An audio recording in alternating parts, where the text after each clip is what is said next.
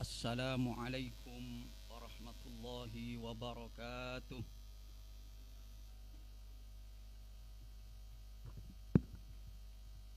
Bismillahirrahmanirrahim.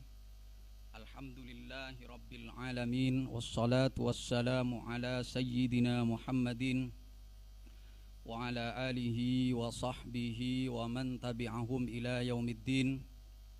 Amma ba'du. Yang saya hormati para masyayikh, para kiai, para asatidz,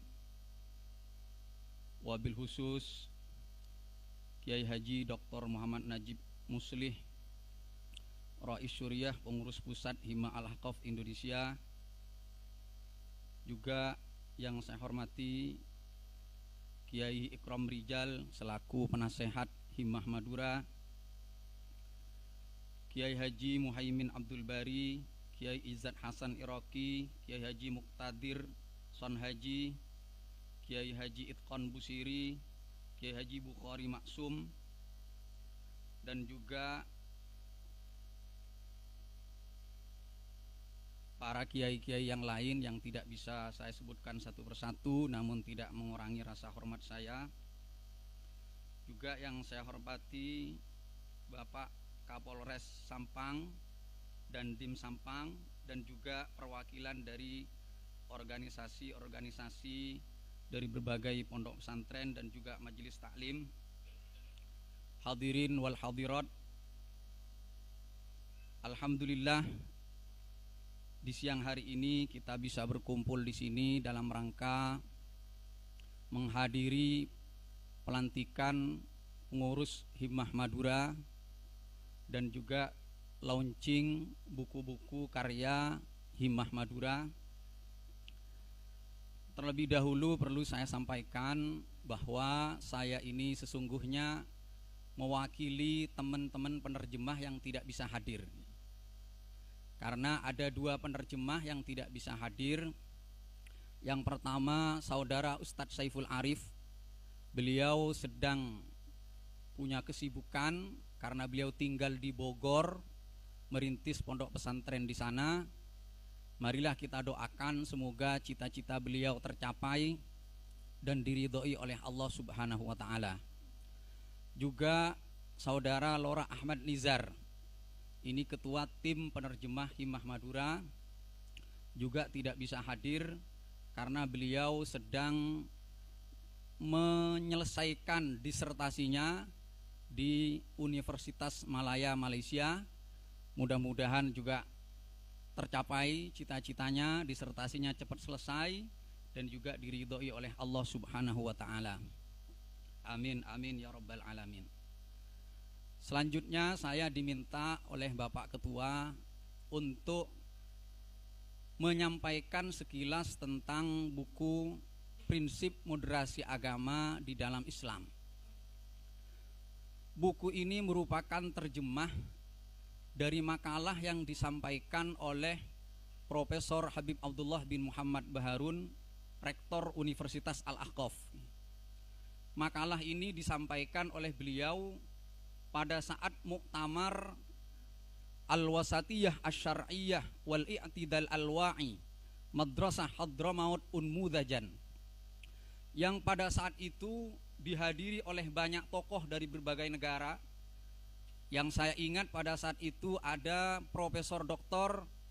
Syekh Muhammad Said Ramadan Al-Buti dari Syria. Kemudian juga ada Profesor Usama As-Sayyid yang sekarang menjadi Menteri Agama di Mesir.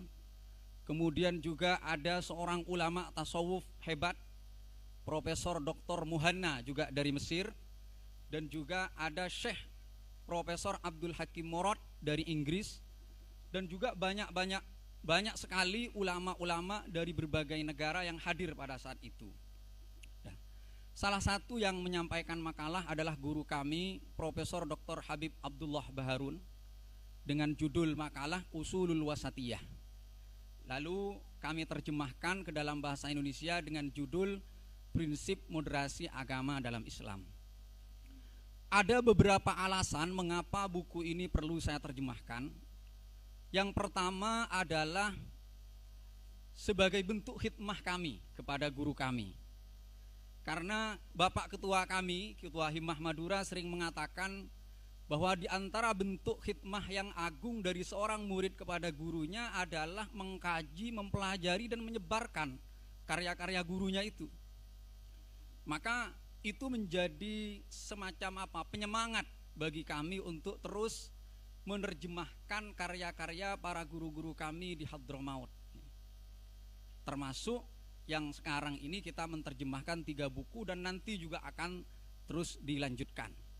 Ini yang pertama yang menjadi alasan kami. Yang kedua adalah untuk melengkapi buku-buku tentang tema moderasi agama. Ada banyak tokoh yang menulis tentang moderasi agama, misalnya Profesor Habib Quraish Shihab, ada Kiai Hussein Muhammad, dan ada banyak tokoh yang menulis. Dan ini perlu kita lengkapi dengan karya guru kami Profesor Habib Abdullah Baharun. Yang ketiga, alasan kami menerjemahkan adalah untuk ikut memberi perspektif, untuk ikut memberi pandangan terkait tema moderasi agama yang sekarang ini lagi ramai diperbincangkan dalam diskursus intelektual di Indonesia. Ada banyak tempat-tempat mengadakan seminar-seminar, diskusi-diskusi tentang moderasi. Maka kami merasa perlu untuk ikut memberi pandangan terkait tema ini. Kenapa? Sebab ternyata banyak kelompok-kelompok yang mengklaim dirinya lah yang moderat, sementara yang lain tidak. Kemudian juga di dalam menentukan siapa yang moderat, itu masih membingungkan. Bahkan nanti bisa jadi ada seorang tokoh dalam satu waktu kita katakan moderat, di waktu yang lain kita katakan ekstrim. Karena belum jelasnya, belum tetapnya apa itu makna moderasi. Misalnya kalau saya contohkan, apakah Syekh Yusuf Qaradawi itu moderat atau tidak? Kalau standarnya adalah memudahkan atau tidak memudahkan, maka kita akan menemukan fatwa-fatwa Syekh Yusuf Qaradawi itu yang berat, ada yang memudahkan. Maka kalau standarnya memudahkan dan memberatkan, berarti dalam satu waktu Syekh Yusuf Qaradawi itu bisa sebut moderat tapi juga tidak. Kalau dicontohkan tadi masalah musik, tadi kan ada menyebut musik, itu kalau dikaji di dalam kitab-kitab salaf, itu ada 4 pendapat. Yang pertama mengatakan semua alat musik itu haram kecuali yang dihalalkan oleh nas, yaitu duf, rebana. Itu pun masih khilaf apakah boleh secara mutlak atau di tempat tertentu. Ini yang pertama. Jadi setiap alat musik haram kecuali yang dihalalkan oleh nas, yang disebutkan oleh nas kehalalnya. Ada ulama mengatakan secara kias alat musik itu halal, Imam Ghazali misalnya, kecuali yang diharamkan oleh nas atau menjadi syiar ahlul fisik. Makanya kemudian organ halal apa tidak? Ada ulama mengatakan halal menurut Imam Al-Ghazali. Kenapa? Karena tidak disebutkan keharamannya oleh nas. Ada ulama mengatakan juga alat musik itu haram bukan lidzatihi, tetapi karena amrin kharij, karena faktor eksternal, sehingga kalau faktor eksternal tidak ada maka halal. Ada juga yang mengatakan semua dalil-dalil keharaman musik itu dhaif, yaitu Imam Ibnu Hazm. Nah, Syekh Yusuf Qaradawi termasuk ulama yang mengatakan alat musik itu semuanya halal, termasuk sama dengan Imam Ibnu Hazm yang mengatakan dalil-dalil alat musik itu lemah. Nah, di sini mungkin orang mengatakan moderat, tapi mungkin saja nanti ketika kita melihat fatwa-fatwa beliau yang terkait misalnya dengan mudhaharah yang ada di Arab dalam waktu yang beberapa tahun yang lalu ini, mungkin saja orang akan menuduh beliau tidak moderat. Akan seperti itu. Syekh Yusuf, siapa misalnya Syekh Ramadan Buti, kalau standarnya memudahkan atau memberatkan, maka kita temukan juga fatwa Syekh Ramadan Buti yang berat. Misalnya dalam apa? Masalah hijab. Syekh Buti mengatakan hijab cadar itu wajib. Tetapi ketika kita baca fatwanya karyanya Syekh Ramadan Buti tentang al-jihad misalnya, al-jihad kaifa nafhamuhu wa numarisuhu, maka kita akan mengatakan beliau moderat. Dan begitu juga banyak tokoh-tokoh yang lain yang kalau standarnya hanyalah sekedar memudahkan atau memberatkan, maka akan repot kita dalam menentukan apakah tokoh itu moderat atau tidak. Nah, maka buku Profesor Habib Abdullah Baharun ini menjadi sangat cocok untuk kita hadirkan di sini untuk memberi perspektif, memberi pandangan yang baru yang mungkin berbeda dengan pandangan-pandangan yang lain. Nah, kata beliau, memahami konsep moderasi beragama itu harus merujuk kepada dua sumber, yaitu Al-Quran dan Al-Hadis. Al-Quran dan Al-Hadis. Nah, setiap orang yang berbicara moderasi beragama atau al-wasatiyah, tetapi rujukannya bukan Al-Quran dan Hadis, maka dia tidak bisa mengklaim dan menyandarkan pendapat itu kepada agama. Atau merujuk, menjadikan agama sebagai teks Al-Quran Hadis sebagai rujukan, tetapi dengan pemahaman, dengan kaidah penafsiran teks yang tidak diakui oleh para ulama, maka jelas ini juga keliru. Karena itu maka di dalam memahami konsep moderasi beragama, kata beliau, kita harus merujuk kepada dua wahyu, yaitu Al-Quran dan Al-Hadis, sesuai dengan pemahaman kaidah-kaidah penafsiran yang disampaikan oleh para ulama-ulama Islam. Kemudian di sini beliau menjelaskan beberapa prinsip-prinsip, beberapa pondasi-pondasi moderasi beragama. Tetapi yang pertama yang ditekankan oleh beliau setelah menjelaskan tentang moderasi, definisi moderasi, beliau menyebutkan pertama kali adalah tentang persatuan umat Islam. Berbicara persatuan umat Islam ini saat ini sangat penting, dan ini ternyata sesuai dengan apa yang disampaikan oleh Presiden kita, Al-Mukarrom Bapak Prabowo. Saya katakan Al-Mukarrom karena sudah saya sepakat dengan statementnya ketika KTT di Mesir kemarin. Beliau mengatakan, kalau sekarang ini kita lihat pemimpin Yaman misalnya berbeda berperang sama-sama pemimpin Yaman. Di Libya berperang pemimpin Muslim sesama pemimpin Muslim. Di Syria berperang pemimpin Muslim sama pemimpin Muslim. Kalau seperti ini, maka bagaimana mungkin kita bisa membantu Palestina? Wong antara kita sesama Islam saja sama-sama saling berperang. Nah, maka bahkan kalau saya katakan perpecahan di antara umat Islam itu sekarang sampai pada level apa yang disebut oleh seorang ulama mantiku tanazu'il baqa, memakai logika tanazu'il baqa, kompetisi berebut kekal. Kompetisi berebut kekal itu apa? Ia hanya memberi pilihan, saya eksis, kamu tidak. Kamu eksis, saya tidak, atau huru hara. Itu pilihannya. Namanya mantiku tanazu'il baqa. Mantiku tanazu'il baqa yuaddi ilal fana. Tanawwu'una yambaghi ayyumathila thara wal nuhadzir min tanazu'il baqa fa innahu yuaddi ilal fana. Pluralitas, perbedaan pandangan di antara kita itu seharusnya menggambarkan kekayaan. Hindarilah berebut kekal, hindarilah kompetisi berebut kekal, karena ia akan mengantarkan kepada kebinasaan. Dan kenyataannya bisa dilihat di negeri-negeri Islam. Karenanya maka mantiku tanazu'il baqa harus diganti dengan mantiku at-ta'awun 'alal baqa. Bekerja sama untuk meraih kehidupan bersama. Bukan kok saya harus eksis, kamu tidak. Bagaimana kita sama-sama eksis, sama-sama berjuang, berdakwah, mengangkat umat Islam ini menjadi apa yang dicita-citakan oleh Rasulullah Sallallahu Alaihi Wasallam. Dan ini kata beliau ada pondasi persatuan umat Islam itu ada pondasinya, tapi juga ada penyakitnya.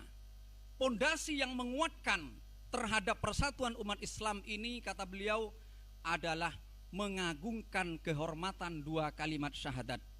Kalau orang sudah mengucapkan dua kalimat syahadat, maka berarti dia sudah dihukumi Islam secara yakin. Karena itu maka tidak boleh ia dikeluarkan dari Islam kecuali dia melakukan perkara yang memurtadkan secara yakin. Nah ini sebagai bentuk dari apa? Penghormatan, pengagungan terhadap dua kalimat syahadat, dan ini disebutkan dalil-dalilnya oleh beliau atau banyak juga di dalam kitab-kitab yang lain yang dijelaskan mengenai bagaimana kita seharusnya mengagungkan kehormatan dua kalimat syahadat.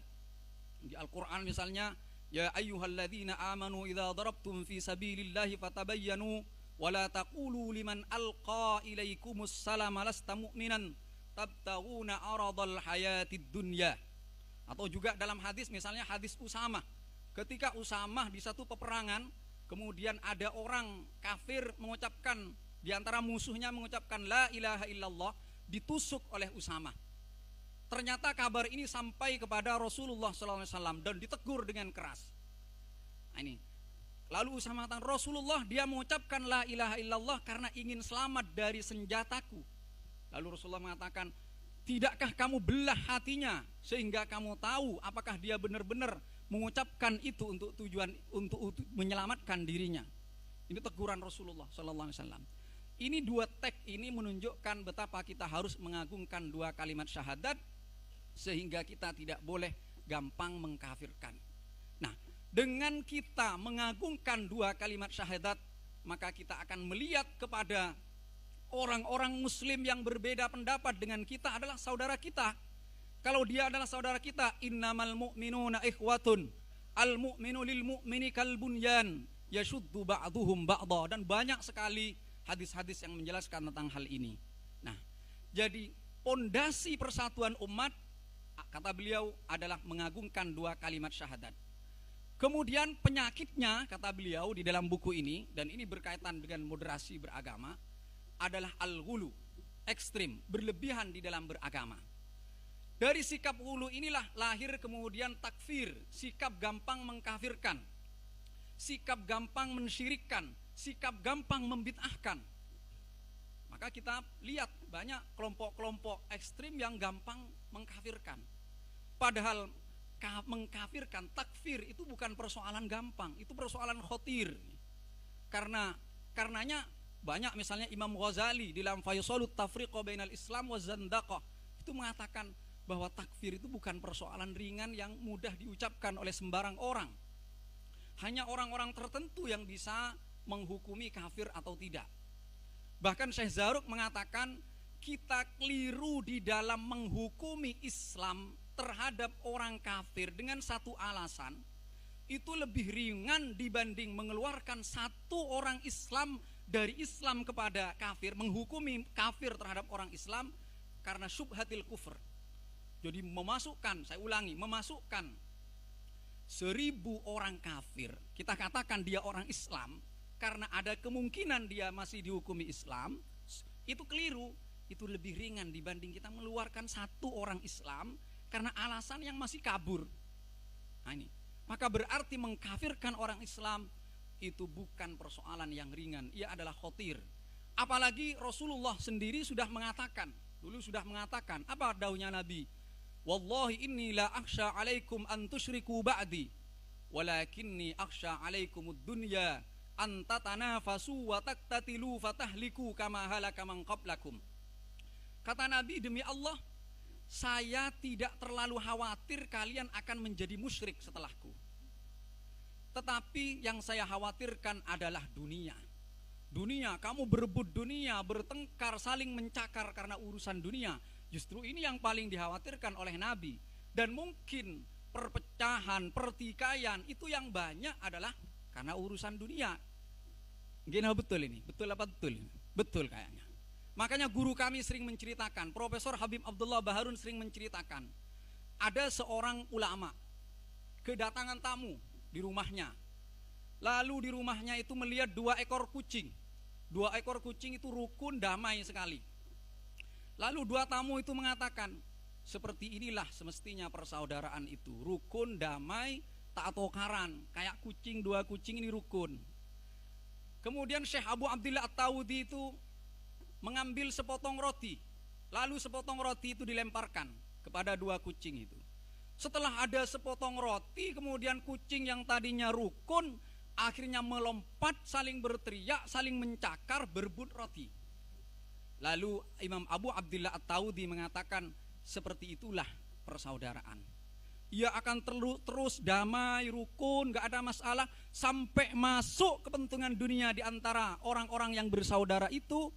Lalu kemudian membuat kekacauan, sesama saudara saling bertengkar, saling bermusuhan, bahkan terjadilah peperangan yang menghancurkan, mematikan banyak orang. Na'udzubillahi min dzalik.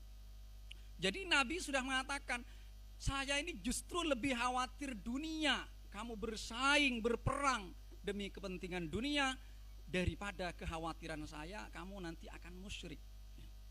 Ini berarti apa? Berarti gampang mengkafirkan, gampang mensyirikkan, itu tidak sesuai dengan teks-teks agama.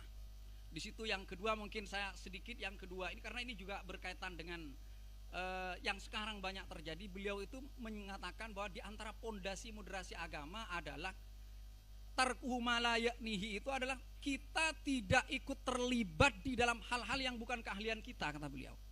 Banyaknya orang awam, orang bodoh berbicara publik, itu bukan bagian dari moderasi. Jadi moderasi itu bukan hanya persoalan mengucapkan selamat datang atau tidak, kemudian apa kalau ketemu sama non muslim kemudian kita menghormati, bukan.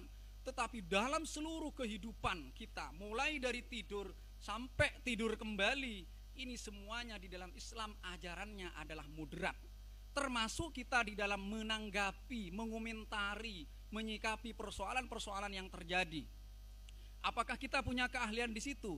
Kalau tidak punya keahlian kok kita ngomong, gak moderat, gak moderasi.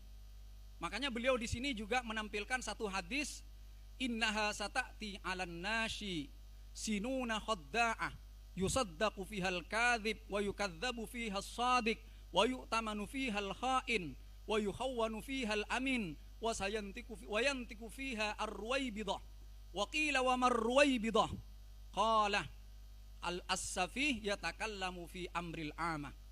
Sabda Nabi, akan datang tahun-tahun yang menipu, tahun-tahun yang penuh kedustaan. Orang jujur dituduh, orang jujur enggak pendusta dipercaya. Orang jujur didustakan, dianggap dusta. Orang yang pengkhianat diberi amanat. Orang yang amanah maka malah dianggap sebagai orang yang khianat. Dan pada saat itu Ar-Ruwaybidah ikut berkomentar.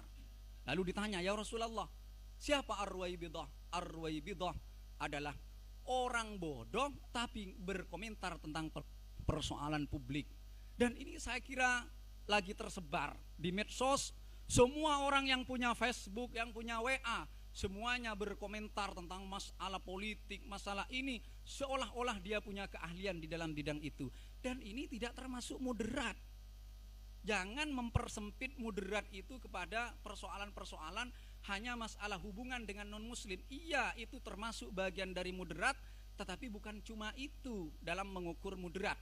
Dan di sini juga ada pondasi al-adl, bersikap adil, proporsional, kemudian al-mizan, kemudian juga al-ihtikam ilallahi wa rasulihi. Yang jelas pokoknya buku ini menurut saya sangat penting untuk ikut memberi perspektif, memberi pandangan terkait tema moderasi yang sekarang lagi banyak diperbincangkan di Indonesia. Kemudian yang terakhir, karena saya diberi amanat oleh Bapak Ketua untuk menjadi tim pengoreksi terjemahan-terjemahan teman-teman Madura, kalau ada kesalahan-kesalahan dengan kerendahan hati, kami mohon kepada para masyaikh yang mungkin membaca buku ini kemudian ditemukan kesalahan. Kami sangat senang kalau ada kritik, ada tasihih dari para masyaikh terkait dengan kesalahan-kesalahan tersebut, sehingga bisa kami rubah untuk penerbitan yang selanjutnya. Demikian yang bisa saya sampaikan, kurang lebihnya mohon maaf. Wa akhiran assalamualaikum warahmatullahi wabarakatuh.